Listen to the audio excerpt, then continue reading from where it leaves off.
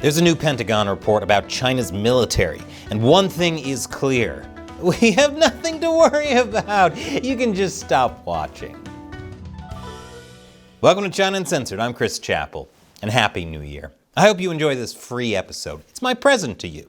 It's made possible by the support of viewers like you who subscribe to our new premium website, ChinaUncensored.tv. Now on with the show. China's military is a rapidly growing menace. Not even the chill guy can stay chill when it comes to China. Last month, the Pentagon released its latest China military power report, and it does not paint a pretty picture. The Chinese Communist Party has been making huge strides in building up its arsenal. There's a lot of alarming things in the report, but I want to focus on what is clearly the most important to Xi Jinping: the PLA rocket force. Yes, they're so cartoonishly evil they have their own Team Rocket. Between 2023 and 2024, there's been a big buildup of missiles and missile launchers, from short range all the way up to ICBMs. Sure, China's economy is going down and Chinese people can't find work, but at least they've got a lot more missiles now. The spike in medium-range ballistic missiles is especially concerning. This is a 30% increase in just 1 year. To give you perspective, the Center for a New American Security estimated back in 2017 that China had the capability to strike every U.S. base in Japan, cratering runways, hitting ships in ports, and destroying command centers and aircraft on the ground. And in 2017, China just had 200 to 300 medium-range ballistic missiles. Things are a lot worse right now. This buildup has happened fast. Just 2 years ago, the Pentagon reported that there were only around 500 plus medium-range ballistic missiles, which means they've more than doubled their arsenal in just 2 years. Why is the PLA rocket force rapidly building up its missile arsenal? Do they have something planned? Well, let me throw this on top of that. The PLA rocket force also oversees China's nuclear arsenal, and they've been building that up too. By mid-2024, China already had more than 600 operational nuclear warheads. Last year, it was 500. While the U.S. tries to reduce its nuclear arsenal, China built 100 in a year. At this rate, China will likely have more than 1,000 operational warheads by 2030, most of which will be fielded on systems capable of striking the U.S. mainland. Remember, we're only about 5 years away from 2030. Feeling old yet? Actually, this news makes me feel less old and more I'm too young to die. Now, this is assuming the rate stays constant. It'll actually probably be more, because the CCP is also ramping up its ability to make nuclear weapons. The Pentagon report notes that China has probably completed constructing one of its 2 fast breeder nuclear reactors to produce plutonium for nuclear weapons. But guess what? According to Pavel Podvig at the Russian Nuclear Forces Project, that reactor has already been operational since 2023. However, there's something very strange about this Pentagon report. Clearly, China has been able to rapidly increase the size and sophistication of its missile and nuclear arsenal in a very short time.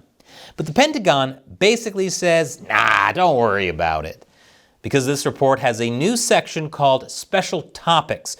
First one is corruption. I should be celebrating that the U.S. is talking more about CCP corruption, but this isn't it. The report makes it clear China's military is plagued by corruption, including the rocket force. Looks like Team Rocket is blasting off again. The report also talks about how the Chinese defense industry lacks competition and has little incentive to improve efficiency or reduce costs.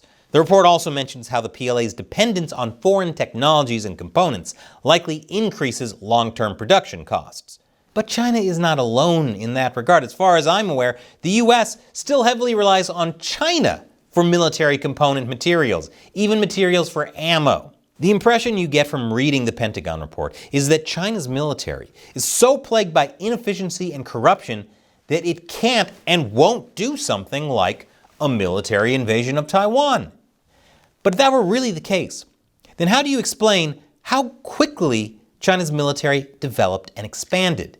Captain James Fennell, the former Director of Intelligence and Information Operations for the U.S. Pacific Fleet and friend of China Uncensored, warns that this way of seeing Chinese corruption feeds into what he calls a threat deflation mentality. Basically thinking that China isn't that big of a threat. Like that new mole you got on the back of your neck. I'm sure it's fine to just ignore it. According to Fennell, the U.S. has been plagued with threat deflation for decades. It's because of threat deflation that the U.S. hasn't taken the necessary steps to counter China. Instead, it's allowed China's military to grow at an alarming rate, as seen in these infographics of Chinese capabilities between 2000 and 2022 that Captain Fennell made. The U.S. is playing a major game of catch-up when it comes to China, and it's still not doing as much as it should.